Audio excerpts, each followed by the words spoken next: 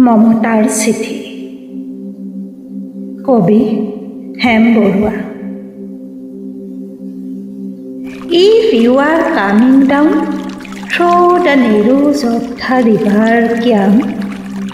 please let me know beforehand, and I will come out to meet you as far as Sopusa, Ezra Pound.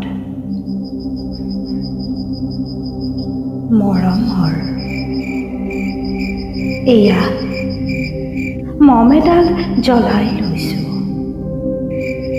আজি বহুত দিনৰ মূৰত তোমালৈ চিঠি লিখোঁ বুলি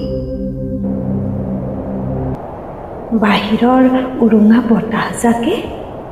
মমডাল আহি কোবাইছেহি চাওঁ খিৰিকীখন জপাই দিওঁ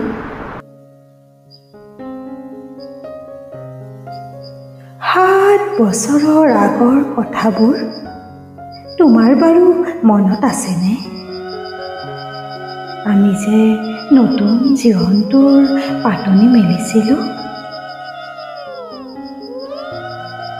মোৰ গাত সেই অচিনাকি নিচা বাৰুকৈ লাগিছিল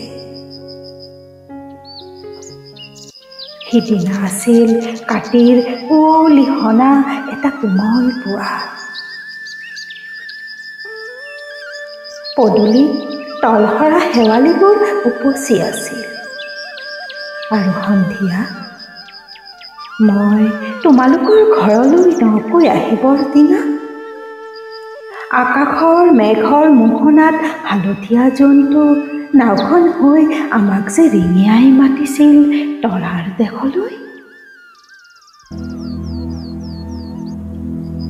মই লোৱা কঁকালৰ ৰঙা ৰিহাখনলৈ তুমি বাৰু তেনেকৈ কিয় একেথৰে চাইছিলা মোৰ কেনে লাগিছিল জানা তুমি যেন কোনোবা দূৰ বিদেশৰ স্বপ্নাতুৰ আলোকৰ মানুহ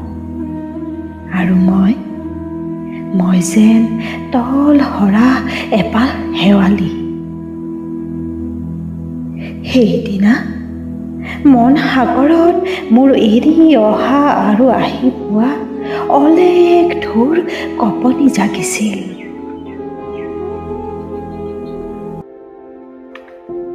তোমাৰ জানো এইবোৰ কথা মনত নাই আমাৰ দেউতাই যে চিঠিত লিখিছিল আই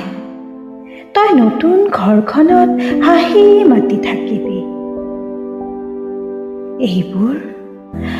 7 বছৰৰ আগৰ কথা মোৰ যে সকলোবোৰ পুৰাণৰ সাধু যেন লাগে জেঠমহীয়া দেউতাৰ বছৰিকীয়া হৈ গ'ল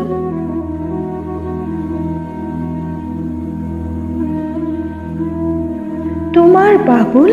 এতিয়া বৰটো হৈছে তাৰ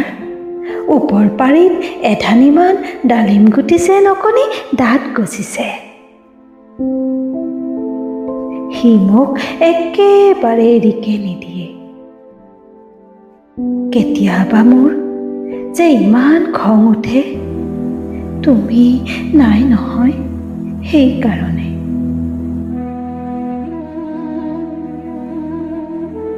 সি বাৰু মোৰ বগা সাজযোৰলৈ এনেদৰে তথা লাগি চাই থাকে কিয় তাৰ উপজাৰে পৰা এইযোৰ কাপোৰ চিনাকি সেইকাৰণে নহয় বাবুল এতিয়া বৰটো হৈছে বুজিছা আৰু ডাঙৰ হ'লে স্কুলত তাক নাম লগাই দিম স্কুলত থকা সময়খিনি মোৰ যে বুকুখন তেতেই উদং হৈ থাকিব ভাই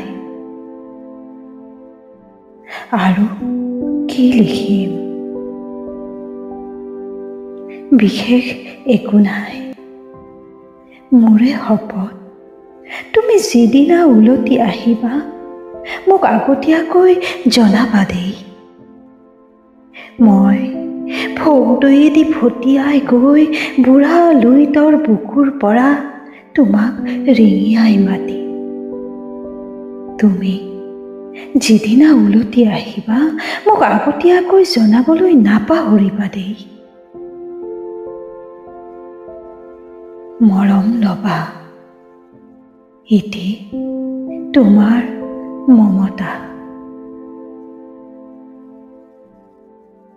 পুনঃ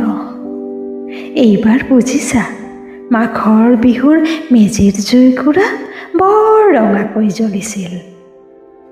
আমাৰ আইতাৰ কলি ছাগলীজনীৰ দুটা পোৱালি জগিছে,